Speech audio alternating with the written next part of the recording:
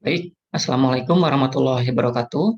Kita lanjutkan lagi ke materi yang kedua ya. Ke materi yang kedua ini mengenai perbedaan evaporasi dan ekstraksi dan ada juga kita akan membahas mengenai macam-macam dari metode ekstraksi. Sebelumnya saya izin untuk share screen. Oke, jadi ini materi kita hari ini ya, membahas perbedaan ekstraksi dan evaporasi dan juga nanti dilanjutkan dengan membahas bermacam-macam metode ekstraksi yang sering digunakan. Oke, jadi ini metode ekstraksi dan evaporasi ya. Oke, ini di gambarnya ini adalah macam-macam ekstrak ya. Jadi kalau kita lihat sebentar. Nah, jadi ini adalah ekstrak kering ya, bentuknya serbuk. Kemudian ini adalah alat untuk evaporasi ya. Dan ini adalah ekstrak kental. Itu ya hasil dari proses kita melakukan ekstraksi. Oke. Nah ini ada dua pertanyaan di sini ya.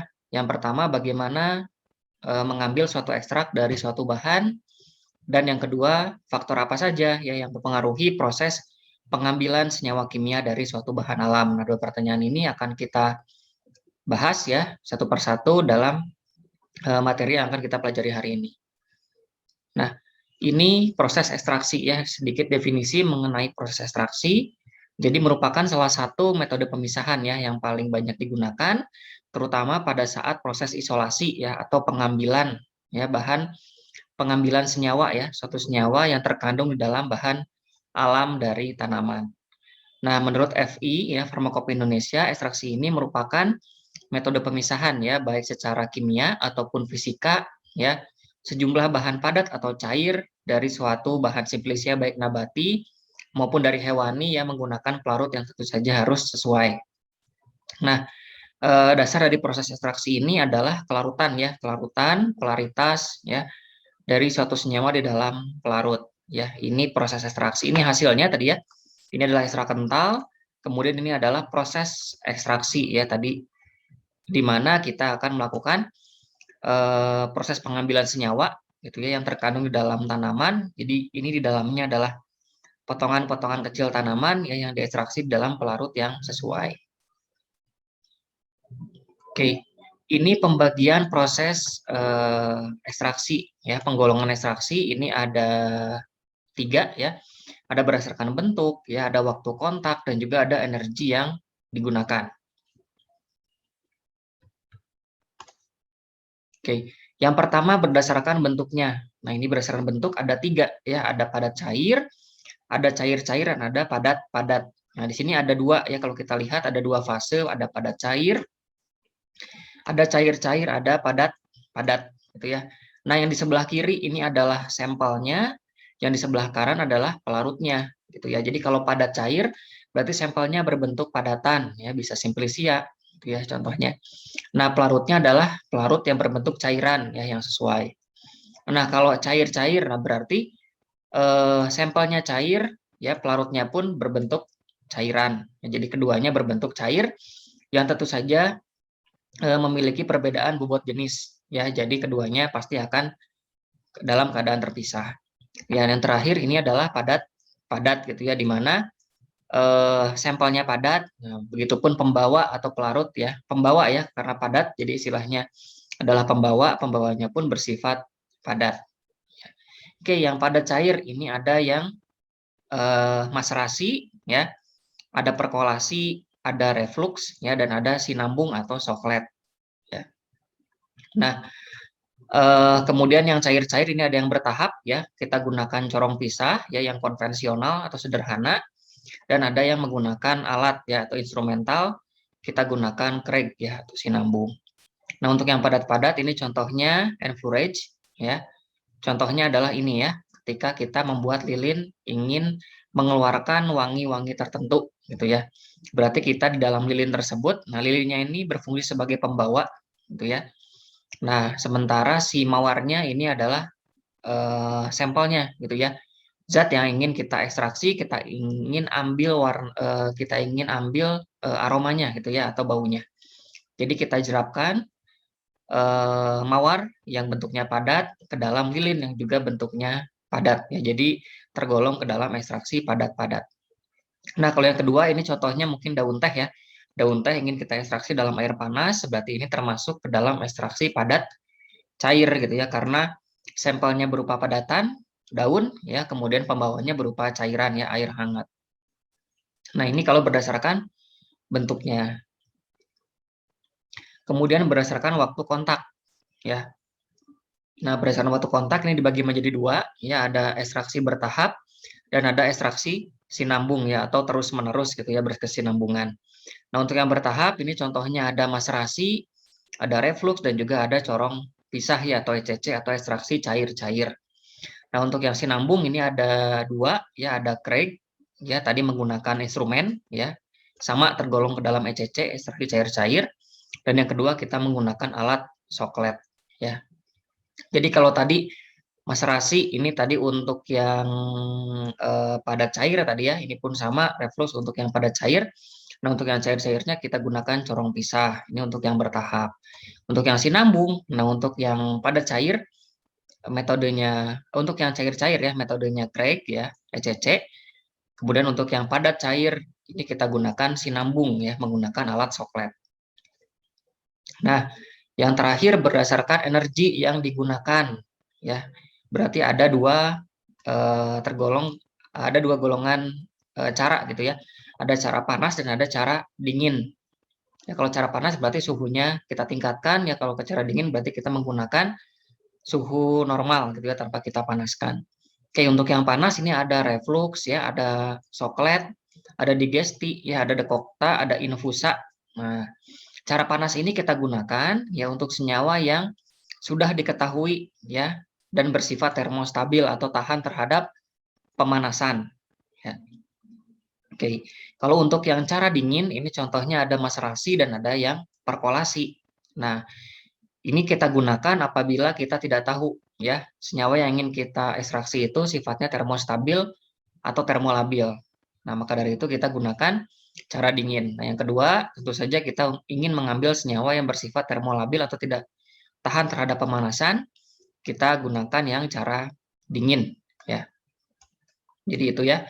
Jadi untuk cara panas tadi reflux, soklet atau sinambung, digesti, dekokta, infusa. Nah, untuk yang cara dingin kita gunakan maserasi dan perkolasi. Ya. Oke. Nah, ini adalah ekstrak yang dihasilkan dari proses ekstraksi tadi. Ya. Jadi dari tadi yang awalnya campuran, tadi contohnya campuran daun dan air, nah lama-kelamaan setelah proses ekstraksi, kita akan temukan produk yang namanya ekstrak. Ya. Jadi ada 3 jenis ekstrak yang dihasilkan dari proses ekstraksi ya, ada ekstrak cair, ada ekstrak kental, dan ada ekstrak kering. Ya, kalau ekstrak cair ini berarti sediaan cair nabati ya yang mengandung etanol sebagai pelarut ya, contohnya ini ya. Berarti komponen pelarutnya ini masih tinggi ya, atau konsentrasi pelarutnya masih tinggi. Ya, maka dari itu bentuknya masih cair ya. Contohnya ini adalah ekstrak kulit manggis. Nah, kemudian yang kedua ekstrak kental. Nah, kalau ekstrak kental ini konsentrasi pelarutnya lebih sedikit gitu ya, agak berkurang dibandingkan dengan yang ekstrak cair tadi. Ya, nah di sini kita gunakan proses evaporasi ya. Dan jadi dari ekstrak yang dihasilkan tadi ekstrak cair kita proses evaporasi sehingga nanti membentuk ekstrak kental. Contohnya ini. Kemudian yang terakhir ada ekstrak kering. Ya, ekstrak kering ini dapat dihasilkan melalui dua cara, ya bisa dari ekstrak cair langsung menjadi kering, ya atau ekstrak kental menjadi ekstrak kental yang diubah menjadi ekstrak kering. Nah, kalau dari cair, ya kalau dari cair ke ekstrak kering, ini cukup kita tambahkan zat pengisi ya, laktosa gitu ya, dan lain sebagainya. Amilum ya bisa kita tambahkan ya. Itu kalau ekstrak cair diubah menjadi ekstrak kering. Nah, kalau ekstrak kental menjadi ekstrak kering, ini kita gunakan alat gitu ya, freeze dry. Ya, jadi bisa menggunakan dua cara. Ya, jadi kalau kita ingin membuat ekstrak kering, bisa bertahap, ekstrak cair dibuat kental, setelah kental dibuat kering, atau bisa dari ekstrak cair langsung kita ubah menjadi ekstrak kering. Ya, jadi ada dua cara. Oke. Nah, ini tadi ya tadi di pertanyaan kan ada faktor-faktor apa saja yang mempengaruhi proses ekstraksi. Nah, di sini ada 5 faktor ya. Yang pertama ada suhu, yang kedua ada pengadukan, ya, yang ketiga ada penggantian pelarut, yang keempat ini perbandingan pelarut linarut, dan yang kelima ada ukuran matriks atau ukuran partikel. Oke, kita bahas satu persatu. Yang pertama ini suhu ya. Yang pertama suhu, jadi banyaknya linarut yang terekstraksi tergantung pada suhu yang digunakan ya. Jadi semakin besar suhu, maka kelarutan senyawa yang tahan panas ya akan semakin besar sehingga akan semakin banyak yang terekstraksi. Ya, jadi tapi di garis bawahi ya, senyawa yang tahan panas atau senyawa yang termostabil ya, sudah diketahui termostabil. Baru kita bisa gunakan atau kita bisa tingkatkan suhunya. Tapi kalau yang termolabil tidak boleh ya kita menaikkan suhunya ya karena khawatir proses ekstraksinya tidak berjalan ya atau justru senyawa yang ingin kita ambil tidak dapat terekstraksi gitu ya. Jadi dipastikan dulu senyawanya termostabil atau tidak. Kalau termostabil berarti kita bisa tingkatkan suhunya tadi untuk meningkatkan proses pelarutan senyawa yang terdapat di dalam ekstrak. Nah, ini yang kedua tadi pengadukan ya. Jadi tujuan dari pengadukan ini adalah supaya kesetimbangan konsentrasi tidak terjadi ya sehingga linarut mengalir ke semua keluar sel gitu ya. Linarut mengalir ke dalam rongga-rongga sel gitu ya. Nah, jadi pada saat ekstraksi diharapkan selnya pecah gitu ya sehingga pelarut mudah masuk ke dalam sel. Nah, ini urutan kejadiannya ya di dalam sel masih utuh untuk konsentrasi linarut besar. Kemudian yang kedua linarut akan berdifusi keluar sel. Kemudian yang ketiga di sekitar dinding sel terjadi gradien konsentrasi. Yang keempat terjadi kesetimbangan konsentrasi di dalam dan di luar sel, dan yang terakhir difusi berhenti. Ya, jadi tujuannya, jadi kalau kita gambarkan, misal kita ingin mengekstraksi tadi daun gitu ya. Jadi kalau tidak kita aduk, tentu saja si daun kan ada pori-porinya di dalamnya ya, ada pori-porinya. Nah, senyawa tersebut ada kemungkinan gitu ya terkandung lebih banyak di dalam pori-pori daun tersebut. Jadi diharapkan pada saat proses pengadukan jadi pelarut yang kita gunakan ini masuk ke dalam rongga-rongga tersebut gitu ya sehingga proses ekstraksinya dapat berjalan secara sempurna gitu ya. Maka dari itu diperlukan proses pengadukan pada saat proses ekstraksi. Oke. Kemudian ini yang ketiga ya penggantian pelarut. Nah, jadi pada suatu saat proses ekstraksi akan terjadi kejenuhan pelarut. Artinya kejenuhan adalah pelarutnya sudah tidak bisa lagi mengambil senyawa yang terdapat di dalam ekstrak gitu ya. Artinya warnanya sudah pekat gitu ya, ditandai dengan warna sudah pekat. Artinya kita tidak bisa gunakan kembali pelarut tersebut untuk melarutkan simplisia menjadi ekstrak gitu ya. Yang kedua, pelarut yang jenuh ini tidak dapat menarik linarut tentu saja ya. Kemudian perlu dilakukan penggantian pelarut. Ya, jadi kalau dirasa sudah lewat jenuh gitu ya, warnanya sudah berubah, sebaiknya kita biasanya buang ke tempat limbah ya. Nah, kemudian kita gunakan lagi pelarut yang baru ya agar senyawa-senyawa yang ingin kita ekstraksi dalam ekstraksi simplisia gitu ya dapat terlarut secara sempurna. Oke. Nah, kemudian ini perbandingan pelarut linarut ya. Jadi yang diperhatikan adalah jumlah pelarut yang digunakan dan linarut yang akan diambil ya. Semakin besar perbandingan pelarut linarut ya, maka linarut atau senyawa akan semakin banyak terambil. Nah, ini klasifikasinya ya berdasarkan farmakope. Kalau 1 gram ini dapat dilarutkan dalam 10 mili ya, maka sifatnya sangat mudah larut. Ya, kalau 1 gram dilarutkan dalam 10 sampai 30 mili berarti dia mudah larut. Kemudian 1 gram 30 sampai 100 berarti sifatnya larut ya. 1 gram dapat dilarutkan dalam 100 sampai 1000 berarti dia kurang larut ya. Larutannya agak rendah. Kemudian 1 gram dapat dilarutkan 1000 sampai 10.000 berarti dia sukar larut. Dan 1 gram dapat dilarutkan dengan menggunakan lebih dari 10.000 mili, yang berarti kategorinya dia praktis tidak larut. Nah, biasanya untuk menghindari proses kurang larut, ya sukar larut, bahkan praktis tidak larut, kita bisa menggunakan pelarut yang cocok ya, pelarut yang lain. Nah, jadi maka dari itu sebelum proses ekstraksi dilakukan, bukan hanya kita cari tahu gitu ya, mencari tahu dia bersifat termostabil atau termolabil, tapi juga kita harus mencari tahu gitu ya, kelarutan senyawa yang akan kita ambil dalam ekstrak itu bersifat polar atau non polar. Jadi kita bisa sesuaikan pelarut yang cocok yang bisa kita gunakan dalam proses ekstraksi tersebut. Oke, kemudian ini yang terakhir tadi ya, ukuran matriks ya. Jadi semakin kecil ukuran partikel, tentu saja luas permukaannya akan semakin besar gitu ya. Dan kita akan dapatkan jumlah senyawa yang lebih banyak ya dibandingkan dengan ukuran partikel yang ukurannya lebih besar gitu ya. Nah, ini di sini ukuran matriks harus diperkecil ya untuk memperluas ukuran permukaan kontak. Nah, jadi perbandingan matriks dan pelarut ini idealnya 1:10. Nah, matriks ini dapat matriks ya atau senyawa yang ingin kita ekstraksi ini dapat berupa simplisia, baik itu simplisia utuh ya, rajangan, serbuk simplisia kering ya atau simplisia segar tadi contohnya daun. Ataupun kita bisa ekstraksi dalam bentuk sediaan ya, sediaan obat tradisional ya, jamu gitu ya, bisa juga kita proses ekstraksi. Biasanya untuk mengetahui komponen senyawa yang ingin kita ketahui di dalamnya ya, karena khawatir jamu mengandung BKO ya atau bahan kimia obat ya. Ini bisa kita analisis juga dengan proses ekstraksi. Oke, jadi itu ya. Kenapa alasannya harus dipotong kecil-kecil ya sebelum proses ekstraksi? Karena untuk tadi memperluas ukuran kontak ya antara matriks dengan pelarut. Oke, itu tadi untuk ekstraksi. Nah, kemudian apa bedanya ekstraksi dengan evaporasi? Ya. Nah, ini ada pertanyaan ya, apa yang dimaksud dengan evaporasi ya, kemudian faktor apa saja yang mempengaruhi proses evaporasi, dan yang terakhir apakah sama gitu ya proses evaporasi atau menguap dengan mendidih. Nah, mana yang terjadi lebih dahulu? Oke. Nah, ini proses evaporasi ya. Jadi evaporasi ini merupakan metode pemisahan berdasarkan pada tekanan titik uap ya suatu senyawa dan dibantu oleh kondisi tekanan pada lingkungan. Nah, proses evaporasi sangat bergantung kepada sistem ya atau tekanan lingkungan.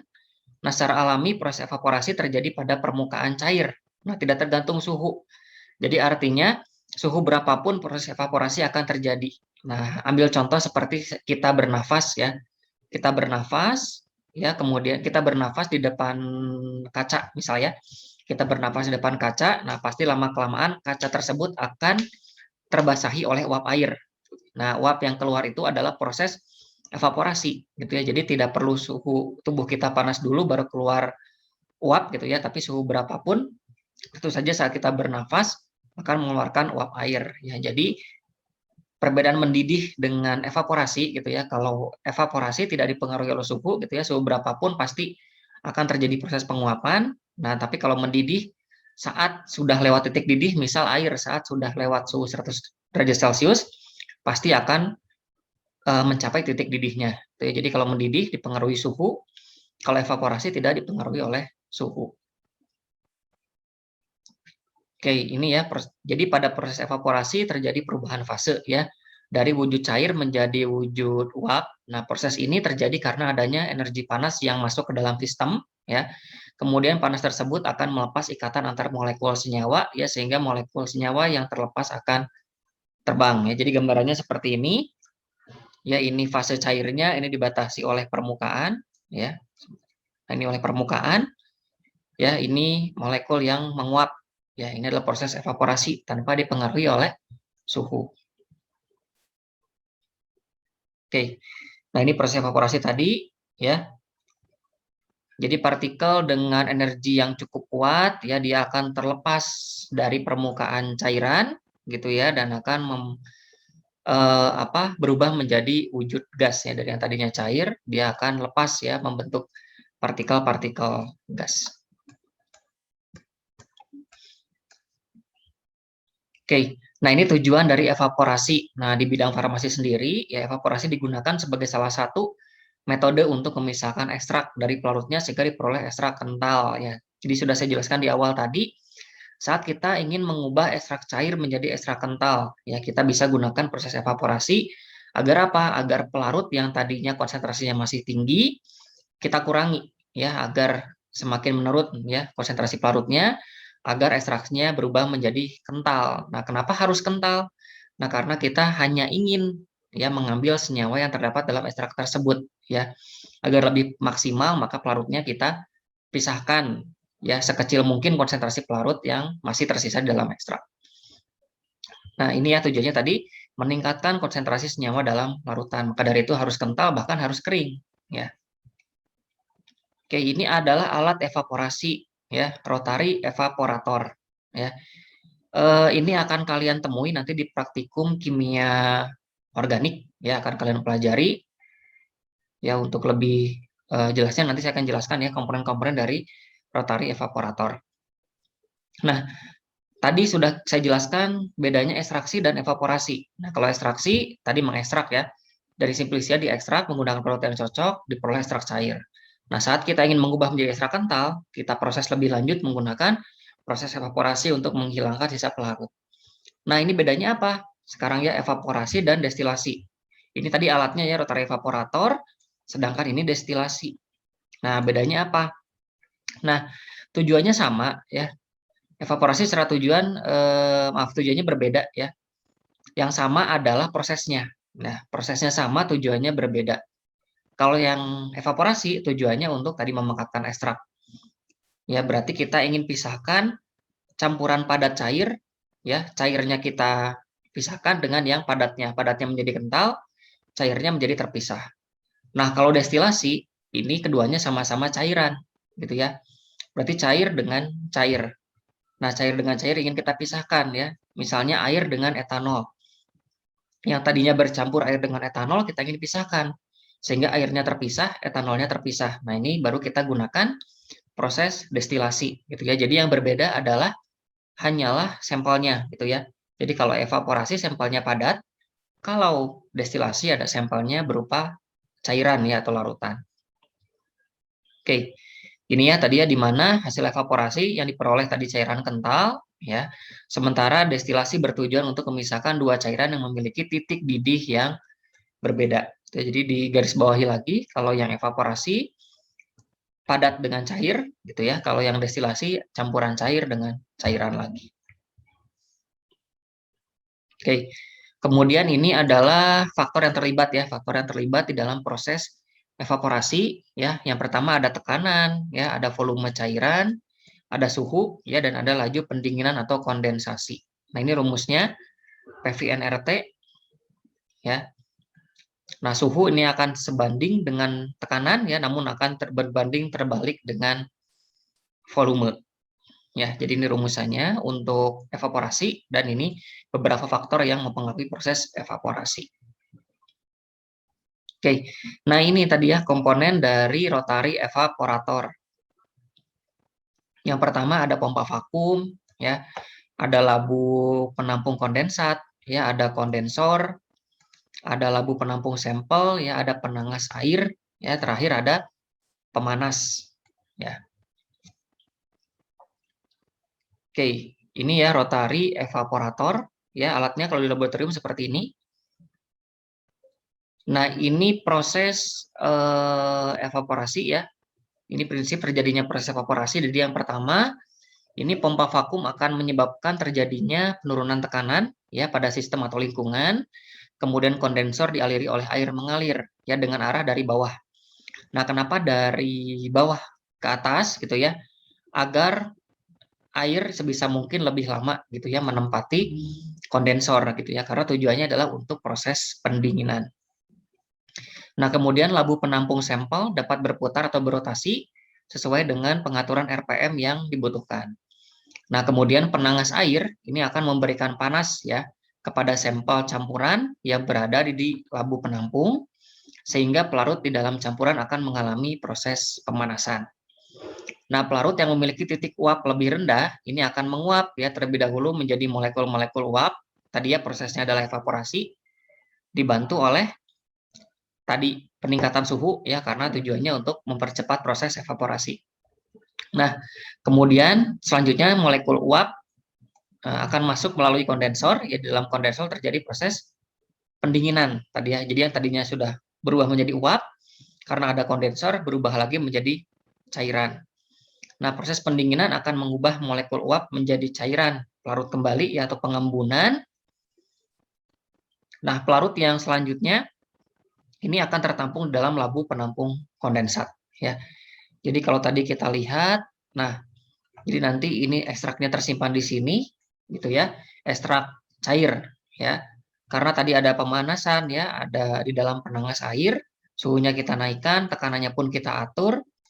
Nah, lama-kelamaan akan menguap gitu ya. Menguapnya kemana? Masuk ke kondensor. Nah, lama-kelamaan menguap masuk ke kondensor, di kondensor terjadi proses pendinginan.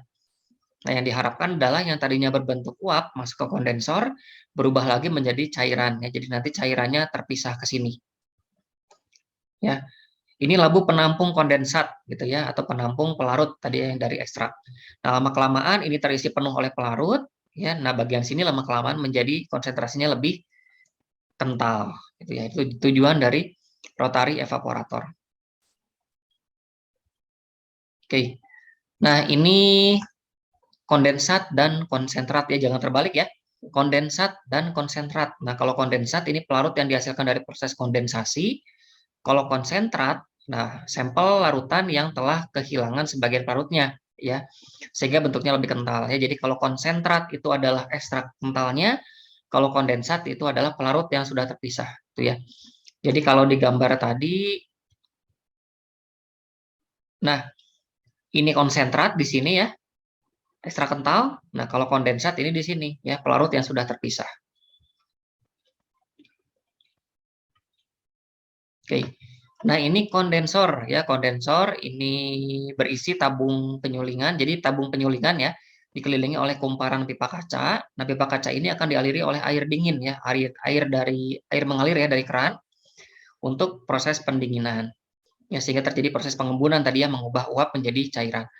Nah, aliran air adalah dari bawah menuju atas tadi ya, karena untuk memperlama kontak ya, kontak uap dengan air yang terdapat dalam kondensor ya, ternyata tujuannya agar proses pengembunan terjadi lebih maksimal gitu ya. Oke, ini keran pengatur tekanan ya, di ujung kondensor ini terdapat keran yang berfungsi untuk menetralkan tekanan di dalam sistem. Kemudian ada labu penampung kondensat, tadi ya labu untuk menampung pelarut yang telah terpisah, pelarut yang dari kondensor tadi ya, yang dari kondensor menguap tadi kan, kontak dengan air di dalam kondensor, jadi cairan lagi, nah ini ditampung di dalam tadi labu kondensat. Kemudian rotary flash ya, atau labu konsentrat gitu ya. Jadi bagian ini dapat memutar ya. Nah, kenapa memutar?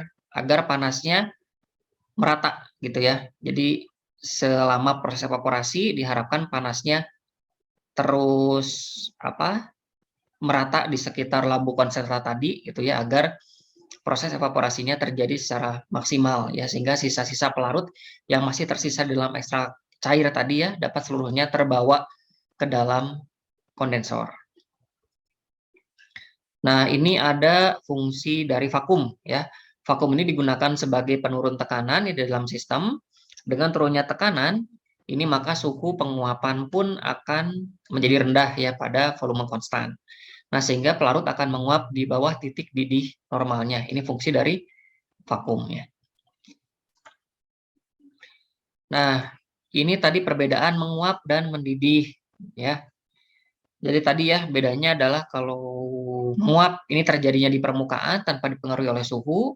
Nah, kalau mendidih dipengaruhi oleh suhu titik didih. Tadi saya misalkan adalah air ya. Air akan mendidih pada suhu 100 derajat Celcius, tapi air akan menguap pada suhu berapapun. Ya, tidak dipengaruhi oleh suhu. Nah, ini adalah beberapa contoh penelitian ya yang menggunakan proses evaporasi ya. Ini contoh dari International Journal of Pharmacy and Life Science ya. Judulnya mikroenkapsulasi, teknik mikroenkapsulasi ya, dengan evaporasi metode evaporasi ya. Jadi pemanfaatan metode evaporasi ya untuk teknik mikroenkapsulasi.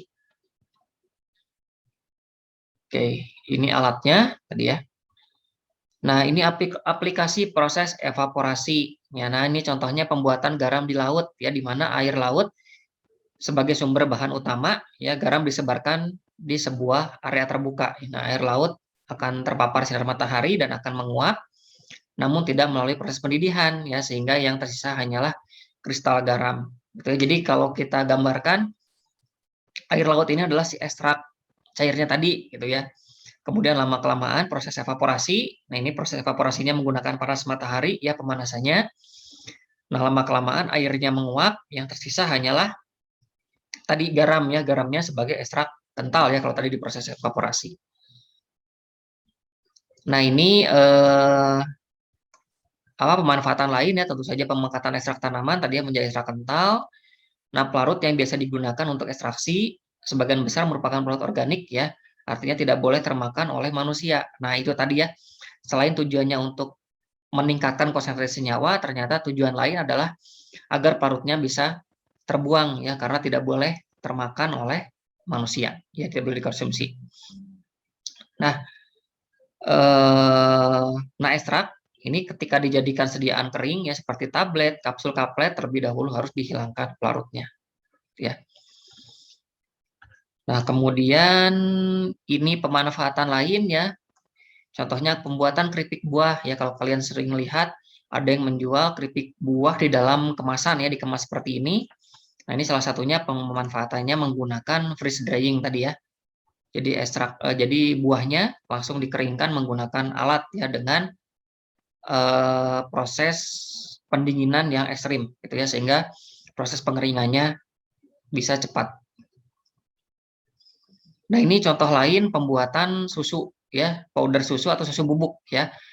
Dari susu cair terlebih dahulu menjadi susu kental, gitu ya, kemudian penguapan pada suhu 100 derajat Celcius dapat merusak nutrisi, ya. Oleh karena itu untuk menghilangkan air susu, ya, untuk menghilangkan airnya, susu dievaporasi terlebih dahulu, ya.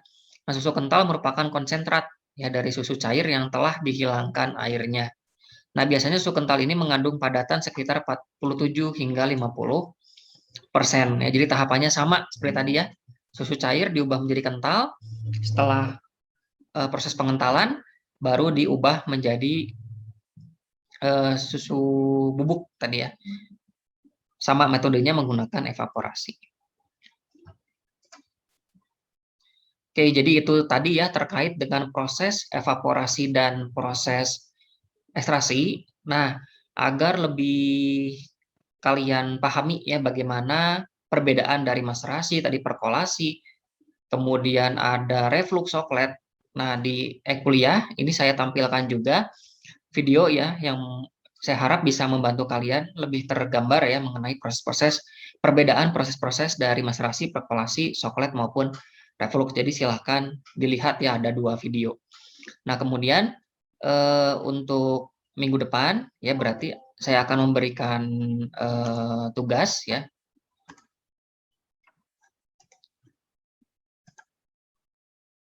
Oke. Nah, ini tugas untuk minggu depan, ya. Tugas pertama untuk minggu depan, ya, yaitu tugasnya adalah menggambar, gitu ya. Karena tadi kalian sudah mendengarkan paparan mengenai perbedaan maserasi, perkolasi, reflux soklet, dan evaporasi, dan telah melihat videonya juga. Nah, saya harap kalian sudah tergambar sehingga bisa menggambarkannya dalam bentuk sehingga bisa menggambarkan alat-alat tersebut, gitu ya, alat-alat atau komponen alat penyusun dari alat maserasi, perkolasi, reflux soklet maupun evaporasi. Nah, jadi tugasnya adalah gambarkan dan jelaskan, ya, susunan alatnya. Jadi kalian bisa gambarkan dulu secara lengkap alatnya, gitu ya, kemudian jelaskan per komponen untuk apa saja, gitu ya. Misalnya tadi ambil contoh evaporasi. Kalian gambarkan terlebih dahulu alat evaporasinya, rotary evaporatornya, gitu ya. Kemudian masing-masing jelaskan per komponen, gitu ya, kondenser untuk apa, labu kondensat untuk apa, labu konsentrat untuk apa, dan lain sebagainya. Ya, sebisa mungkin gambar secara menarik, gitu ya, dan ditambah penjelasan yang juga bisa menjelaskan gambar tersebut, gitu ya, agar nilainya bisa maksimal. Oke, jadi saya bagi ke dalam 5, gitu ya. Jadi tugasnya masing-masing, ya, masing-masing kalian harus menggambar alat tersebut. Jadi untuk NPM yang dengan akhiran 1, ya, atau 6, menggambarkan alat maserasi, ya. Kemudian untuk NPM 2 atau 7 ini menggambarkan alat perkolasi. Kemudian untuk NPM 3 ya atau 8 menggambarkan alat reflux. Kemudian untuk yang NPM 4 atau 9 menggambarkan alat soflet. Untuk NPM 5 ya atau 0 akhirnya menggambarkan alat evaporasi. Ya, jadi kalian tulis tangan, kalian gambar, kemudian nanti upload, kalian scan ya, kemudian upload di e-kuliah. Oke, itu tugasnya untuk dikumpulkan minggu depan. Ya, jadi mungkin itu saja ya materi untuk hari ini. Ya, silahkan kalian lanjutkan ke e-kuliah. Ada soal kuis ya, ada 5 soal. Ya, saya beri 2 kali kesempatan, waktunya masing-masing 15 menit gitu ya. Jadi jangan terburu-buru, silahkan dipahami betul soalnya ya agar hasilnya bisa maksimal. Oke. Jadi mungkin itu saja ya untuk pertemuan hari ini. Ya mungkin saya cukupkan. Sekian, wassalamualaikum warahmatullahi wabarakatuh.